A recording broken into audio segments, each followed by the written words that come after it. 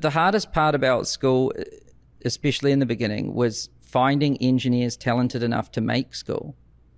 And talented engineers tend to follow talented engineers. There's nothing more repulsive to a talented engineer than a non-talented engineer, right? Yeah. So who you have first is very important. Because if you have someone average, you will continue to get people worse than them, right? But you have someone great, you'll be able to get other people that are great. And so I knew that we needed to do that. And so the first, essentially like the first engineer or the co-founder and the CTO had to be really good. And so then I set out to try to find a really good software engineer or co-founder. And that took a long time. It took me about a year. I did maybe 500-600 interviews. It's like all I did for like a year. It was pretty hardcore. And I eventually, just by chance, found, it was just like a fluke. You know, if you do something enough, you get a fluke. Yeah. Yeah. And I managed to find Daniel, and without him, it would be completely impossible. Like nothing really happened until we found him. And then, you know, I'd hired some other engineers and we'd built something, but it wasn't very good. And we were also moving kind of slow. Then he came along and we made more progress in a week than we had in a year. Mm. And then that's when we started moving. And that's when I had my first taste too of what like really good talent is like. Yeah. And it immediately made me feel inferior, which I really liked.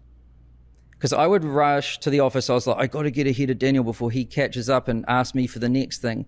And I was like living in anxiety that I couldn't keep up. But I loved it. I've never had that feeling before. Usually it's the other way around, right? Right. Yeah. Yeah. The other thing is I would think about something a lot, give it to him.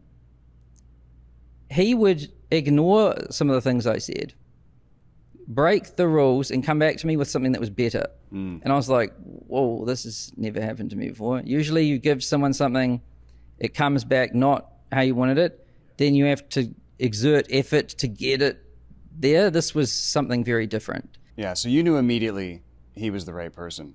Yeah. And so was there obviously that was when he started working. When you were in the interview process, did you know right away, or what was kind of the signal that was obviously the right person to go with? It's hard because if you're not a software engineer, you can't really know what a good software engineer is, right? Right. But also the people I had said he wasn't good. Preservation. Oh yeah. So there's so many complicated things going on, right? My wife was like, I have a good feeling about this guy. And I did too. And what we were doing currently wasn't working so well. And so like, it took me a little bit to like untangle that. And I was like, I'm gonna have a go. Because ultimately you don't know until you try, right? But then once he started, like day one, it was immediately obvious on day one. Yeah. Yeah. If you enjoyed this clip, you can check out the full podcast by clicking on the screen right here to check out the full episode.